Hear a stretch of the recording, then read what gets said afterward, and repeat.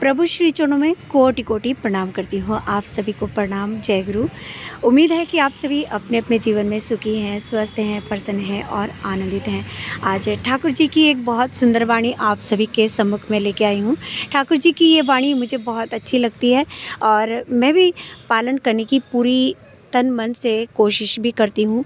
और इसीलिए मैं जो पालन कर सकती हूँ उन्हीं के विषय में सभी से बोलती भी हूँ।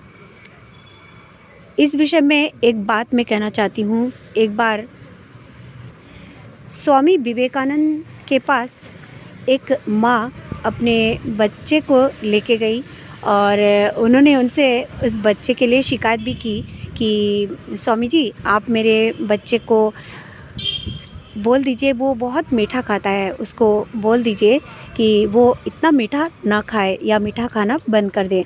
तो उन्होंने उस समय नहीं बोला कुछ, उन्होंने कहा 1 हफ़्ते बाद लेके आना।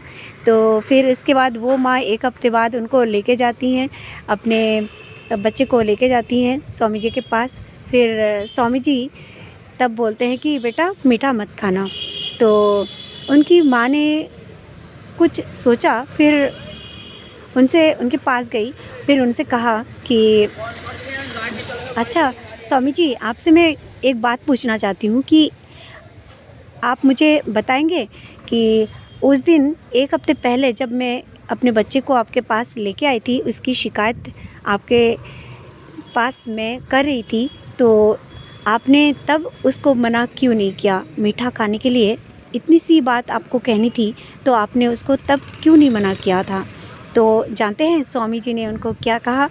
स्वामी जी ने उनको कहा कि बेटा, मैं इससे पहले मैं बहुत मीठा खाता था, उस समय तक मैं मीठा खाता था और इन 1 हफ्तों के अंदर मैंने मीठा नहीं खाया और मैंने जो है मीठा खाना छोड़ दिया है, तो इसीलिए मैंने इसको मना किया है। तो मैं भी इससे प्रभावित थी कि जो मैं नहीं कर पाती हूँ वो मुझे किसी को कहने का कोई अधिकार नहीं है। चाहे वो ठाकुर जी की कोई भी बात क्यों ना हो, उसको यदि मैं पालन नहीं कर सकूँ तो मुझे कहने का कोई हक़ नहीं है। ये मैं भी समझती हूँ। और क्या कहते हैं, इन सब चीज़ों के बारे में मैं एक बात कहना चाहती हूँ कि देखिए, छोटी छोटी चीज़ें हैं जो हमें प्रेरणा देती हैं, हमारे जीवन को सुंदर गति प्रदान करती है। हमें इन महापुरुषों के जीवन से बहुत सारी सीख हम सभी को लेनी चाहिए। तो मैं एक बात कहना चाहती हूँ, ठाकुर जी की एक बहुत सुंदर वाणी है जो नारी नीति ग्रंथ में है कि व्रत और नियम हम सभी को क्यों पालन करना चाहिए, व्रत और नियम पालन करने से हमारे जीवन में क्या प्रभाव पड़ते हैं।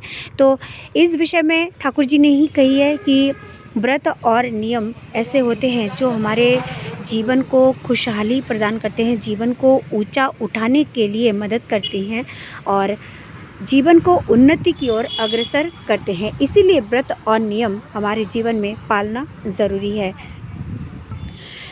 व्रत और नियम पालन करते करते इंसान में एक सद्गति की भावना आ जाती है। इंसान ऊपर उठने लगता है और अपनी आत्मा को इतनी ऊंचाई पे उठा देता है कि वो कभी भी उस आत्मा को जो है नीचे गिरने ही नहीं देता। मतलब उसमें इतनी स्ट्रिक्टनेस आ जाती है, वो अपने जो कर्म के प्रति इतना जागरूक हो जाता है कि वो अपनी जो आत्मा है उस आत्मा को कभी भी नीचे गिरने ही नहीं देता। इसीलिए व्रत और नियम जो है पालन करना हमारे लिए बहुत ज़रूरी है। पालन करते करते ही तो हमारी जो है उन्नति होगी, पालन करते करते ही तो हमारी जीवन की जो एक मुक्ति होगी। तभी प्रभु हमसे कठोर परिश्रम करवाते हैं और इन कठोर परिश्रमों के ज़रिए ही प्रभु हमें निखारना चाहते हैं और ज़्यादा सुंदर बनाना चाहते हैं और ज़्यादा उन्नत करना चाहते हैं। कौन नहीं चाहता कि उनका बच्चा सुंदर स्थिति प्राप्त करे, अपने जीवन में खुश रहे, सुखी रहे, उन्नत रहे, आनंदित रहे? कौन नहीं चाहता, कौन माँ बाप नहीं चाहते बताइए। बस ये है कि बच्चों को उतने श्रद्धा भक्ति के सहित अपने माँ बाप की उन बातों को मान के चलना है, पूरे निष्ठा और ईमानदारी के सहित। तो मैं ये कहना चाहूँगी अंतिम एक बात कि हम हमारे जीवन में एक धोखे की ज़िंदगी ही समझिए, कोई किसी का नहीं है। आँख बंद करके देखिए, कोई किसी का नहीं है। माँ कहिए, बाप कहिए, हाँ, माँ कुछ दिनों तक, माँ जो है, माँ को मैं पृथ्वी में सबसे ज़्यादा बड़ी सोचती हूँ और मैं माँ की हर एक बात पालन करने की पूर्ण चेष्टा भी करती हूँ। इसलिए माँ मुझे सर्वप्रिय है। एकमात्र माँ को छोड़ के मुझे सारे रिश्ते जो है मैं निभाती हूँ, बस प्रभु के लिए निभाती हूँ, ठीक तरीके से निभाने की पूर्ण चेष्टा करती हूँ। मगर जो एक मेरा एक फ़ोकस रहता है प्रभु श्री चरणों के ऊपर, और प्रभु जी ने किस तरह से हमें कौन सी बात कब कैसे पालन करना चाहिए, किनके साथ कैसा व्यवहार करना चाहिए, उनकी बातों को मद्देनज़र रखते हुए मैं सारे रिश्तों को निभाती हूँ बस। और कोई मेरा किसी के ऊपर, मुझे केवल अपने ऊपर, अपने परमात्मा के ऊपर ही विश्वास, भरोसा है और यकीन है कि प्रभु जो भी करेंगे अच्छा करेंगे। बाकी देखिए, आप इस दुनिया के लिए करने ही आए हैं, इतना आप सोच के जिए और ये एक पल भी हम ना सोचें कि किसी से हम कुछ पाएँ, कोई हमें कुछ देगा, ये हम सोचे भी ना। क्योंकि ये दुनिया जो है, सबके जीवन में कुछ ना कुछ तकलीफ़ें होती हैं और उन तकलीफ़ों के ज़रिए वो लोग जान भी सकते हैं कि इस दुनिया में क्या चल रहा है क्या नहीं।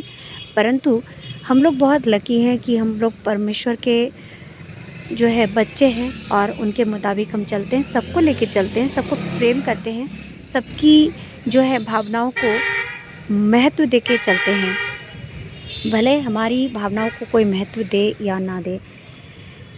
आज बहुत देर बाद हम लोग घर में आए। घर में आने के बाद फ्रेश होके फिर पूजा पाठ प्रार्थना करने के बाद ही मैं ये वीडियो अपलोड करने की तैयारी कर रही हूँ। तो इसीलिए आप सभी से क्षमा चाहती हूँ। आप सभी की परम मंगल की प्रार्थना प्रभु श्री चरणों में मैं करती हूँ। आप सभी अपने अपने जीवन में खुश रहें, सुखी रहें, हंसते रहें, मुस्कुराते रहें, अपने जीवन में उन्नत रहें, यही प्रभु से प्रार्थना करती हूँ। और ठाकुर जी की बताई इन बातों को कि हमें व्रत और नियम ज़रूर पालने चाहिए। प्रभु जी ने जो हमें व्रत और नियम बताए हैं, उन नियमों के अनुसार यदि हम चलें, तभी हम अपने आत्मा को उन्नत कर सकते हैं। बस इन चीज़ों को अपने माइंड में हम सभी को रखना है और अपने जीवन में सुंदर गति अपने कर्मों में लानी है। प्रभु श्री चरणों में आप सभी की मंगल कामना करती हूँ।